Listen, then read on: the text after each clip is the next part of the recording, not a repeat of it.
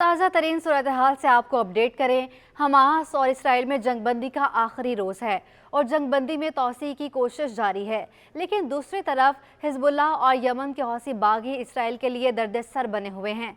Yemen के हौसी बागियों ने एक और इसराइली ताजर का बहरी जहाज़ अगवा कर लिया। गैर मुल्की मीडिया रिपोर्ट्स के मुताबिक इतवार को यमन के साहिल के नज़दीक एक और इसराइली बहरी जहाज़ को अगवा किया गया और अमले को यरगमाल बनाया गया। एक हफ्ते के अंदर अगवा किया जाने वाला ये दूसरा इसराइली बहरी जहाज़ है। इसराइली हुकाम ने भी बहरी जहाज़ अगवा किए जाने की मीडिया को तस्दीक कर दी है। बहरी जहाज़ इसराइली अरबपति ताजर की कंपनी की मिल्कियत है।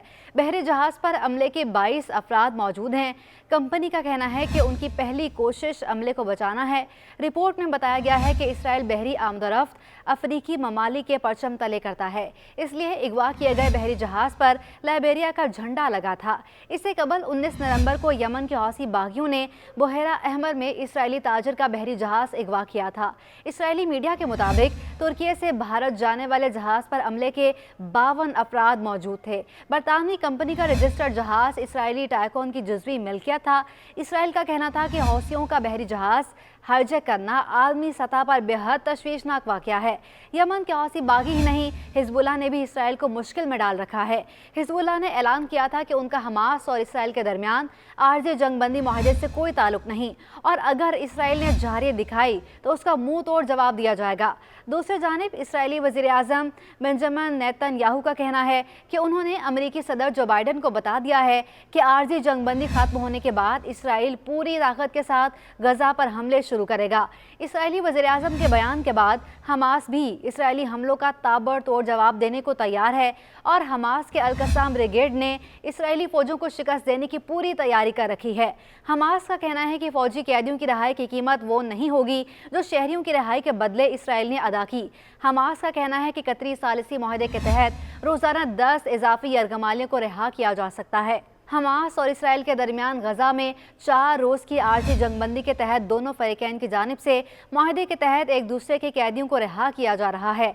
हमास ने 7 अक्टूबर को हमले के दौरान 242 इसराइलियों को यरगमाल बना लिया था, जिनमें से 4 को इंसानी बुनियादों पर रिहा कर दिया गया, जबकि इसराइल ने एक यरगमाली को बाजियाब कराने का दावा किया था। हमास ने कहा कि अगर इसराइल तमाम फ़लस्तीनी कैदियों को रिहा कर दे तो वो भी पकड़े गए तमाम इसराइलियों को रिहा करने के लिए तैयार हैं। कतर के वफ़द ने हमास और इसराइल के दरमियान 4 रोज़ा जंगबंदी में मुमकिना तौसी के लिए इसराइल का दौरा किया है। हुकाम के मुताबिक कतर की टीम इसराइली हुकाम से राब्ते में है ताकि जंगबंदी और कैदियों की रिहाई के अमल को यकीनी बनाया जा सके।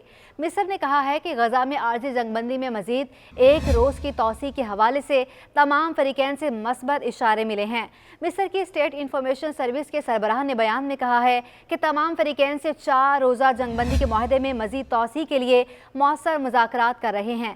वाज़ेह रहे कि 7 अक्टूबर से गजा में जारी इसराइली बमबारी में अब तक 14,850 से ज़ायद फ़लस्तीनी शहीद और 36,000 से ज़ायद ज़ख्मी हो चुके हैं।